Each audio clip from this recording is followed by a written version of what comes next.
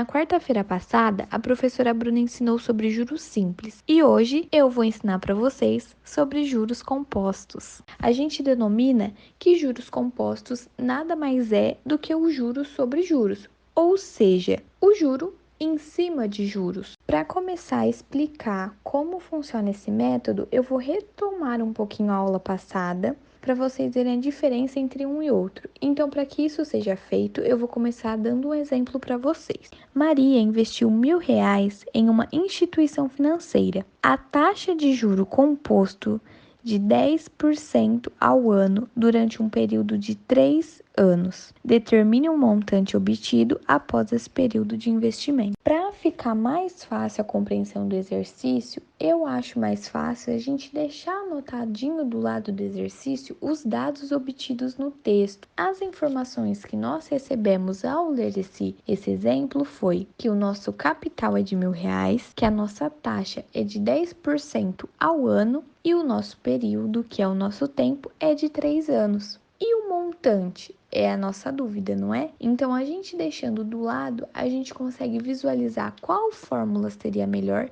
e fica mais fácil fazer a aplicação do exercício. Para a resolução desse exercício em juros simples, usamos a fórmula J igual a C vezes I vezes T, que seria juros é igual a capital vezes a taxa vezes o tempo. Com isso, a gente acharia sim um montante na fórmula M igual a C mais J, montante igual a capital mais os juros. E assim nós resolveríamos de maneira separada, porque estamos falando de juros simples, até acharmos o valor correto. Porém, como a gente está falando de juros compostos, nós vamos ter que calcular um período por vez, até a gente chegar nesse resultado de 3 anos, ou seja, teríamos que calcular 3 vezes. Ou seja, nós vamos substituir o capital da primeira fórmula com o valor encontrado no montante e na segunda fórmula substituiremos os juros com o valor encontrado anteriormente, assim como mostra na resolução abaixo. E, gente, é importante lembrar que a nossa taxa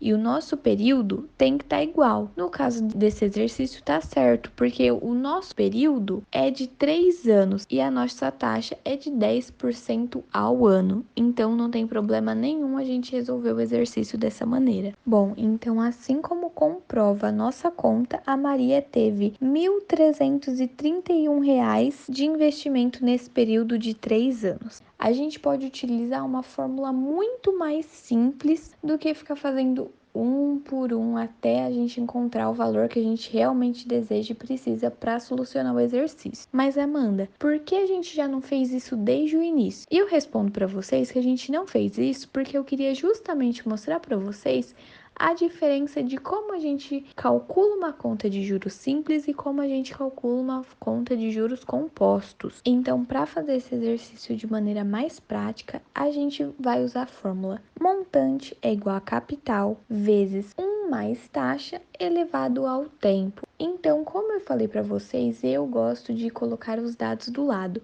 mas como é o mesmo exercício, são os mesmos dados, não há necessidade. Mas se você, aluno, decidir colocar para ficar mais prático e você conseguir enxergar melhor a conta que você está fazendo, sem problema algum. Então, montaremos o exercício como, Amanda? Montante é o valor que a gente deseja achar, igual ao capital, que equivale a 1.000, vezes 1 mais a taxa, que é 0,1. Por que 0,1? Porque é 10%. E para não deixar na fórmula de fração 10 sobre 100, a gente converteu, a gente fez a continha e chegou no resultado de 0,1 elevado a 3. Fazendo essa continha, como vocês estão vendo no exercício, chegaremos ao resultado de montante é igual a 1.331.